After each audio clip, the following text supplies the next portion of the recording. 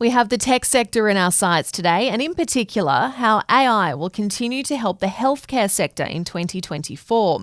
Our guest is Daniel Pilbrow. He is the CEO of Intelicare, an Australian SaaS company that is focused on the aged and disability sectors and increasingly a key player in remote patient monitoring. Intelicare's AI-driven patient care platform allows carers and care providers to track activity levels, patterns of behaviour, health metrics, sleep, and take a more proactive approach to the management of health and wellbeing and helping to prevent incidents as well. Welcome, Daniel. Nice to see you too, Julie. Well, Daniel, first of all, 2023 has been a big year for Intelicare. You recently announced your first foray into remote patient monitoring, as well as an MOU with Australia's largest independent, not-for-profit aged care provider. So run us through those announcements and, of course, what they mean for the company. So our first project with the remote patient monitoring is with a major institution in Melbourne called the Peter MacCallum Cancer Centre. They're both a cancer research institute plus also a major cancer care centre.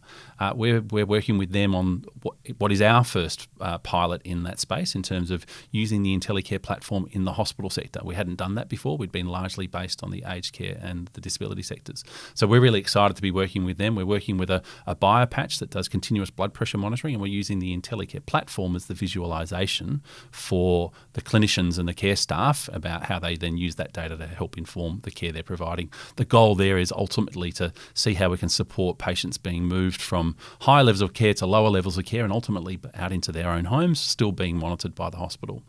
The second project you referred to is the MOU we've just signed with Bolton Clark, who is Australia's largest independent, not-for-profit, it's a bit of a word, aged care provider. They have 38 retirement villages, 88 residential aged care facilities and 130,000 people that they're providing home-based care services to. So this is a first part of a relationship with them. The MOU is really about working together to discover each other.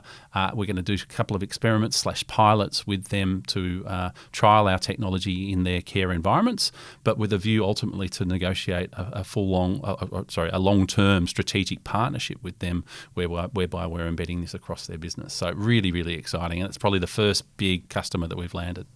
Yeah, let's talk about that. How is technology, of course, including AI and machine learning, being leveraged to enhance that personal care, those plans for individuals with specific needs in both aged care and the disability sectors? I think the thing there is that it's about care. It's not about the technology.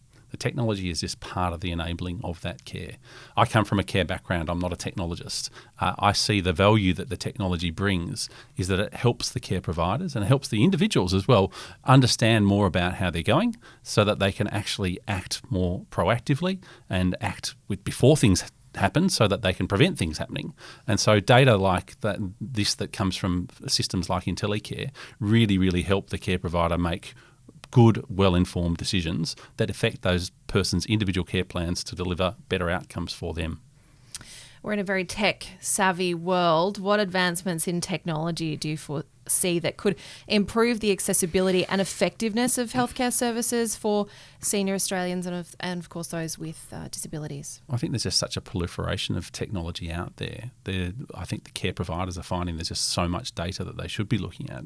I think the key thing for the next step forward and where Intelicare is about is how you consolidate that information. So how you take the various different data sources and data inputs and put them together into one picture or one 360-degree view of someone so that you're actually not having to look at disparate pieces of information. You've actually got consolidated pieces of information in front of you. And I think that's where AI comes in.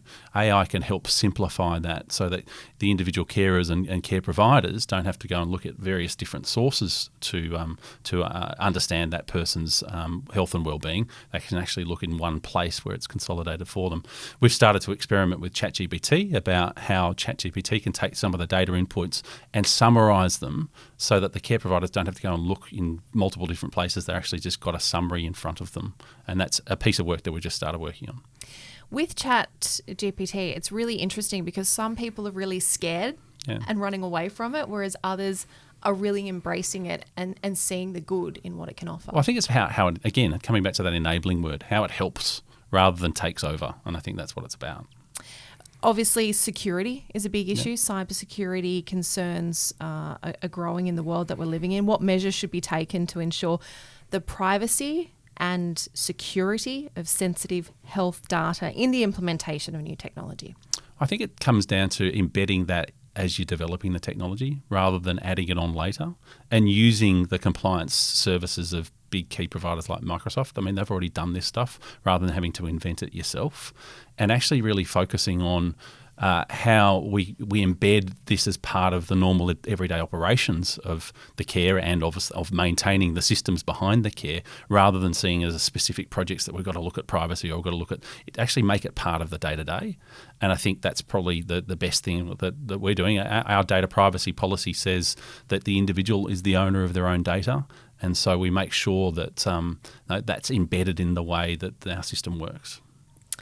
Considering the ethical implications of technology in caregiving, what guidelines and frameworks should be in place to ensure responsible and empathetic use of technology?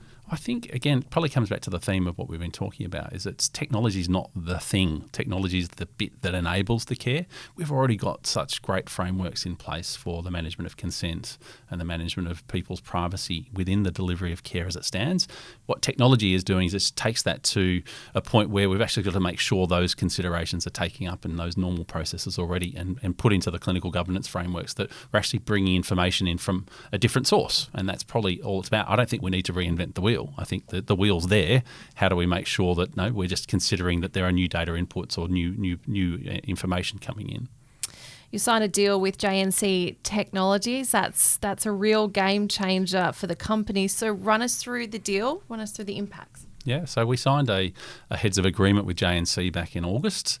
And the goal from that was to quickly move to a deal with them as a reseller of the Intelicare platform into their first customer. So JNC has been an established tech provider in the aged care sector in Australia for a while, and they have a good network of care providers they're already working with. So we've been working feverishly in the last couple of months to get that deal inked, and so we're working with their first customer, who's called Hardy Aged Care, based here in Sydney.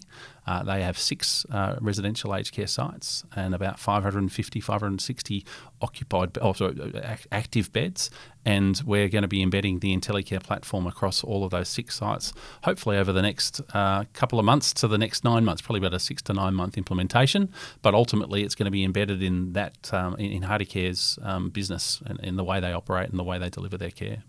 Well, of course, we are approaching a new year already. What are you looking forward to in 2024? What's on the horizon? Well, I think it's continuing to build on the commercialisation strategy that we've been working on over 2023, and that's really been focusing in on bigger B2B type customer deals and bigger relationships. And rather than thinking about customers, thinking about partnerships and relationships. So we've done a lot of work this year with the Bolton & Clark deal that we spoke about earlier, and obviously now the JNC deal. I'm encouraged by the pipeline that's building. I'm really encouraged about how care providers are now really looking to how they've got to innovate in their care models as they prepare for the big changes that are coming down the health system's the challenges that are coming to the health system in regards to workforce, in regards to high levels of compliance. The best care providers are going to be those that innovate the fastest, and so I'm really encouraged by the people who are reaching out to us to understand how we might be able to help them.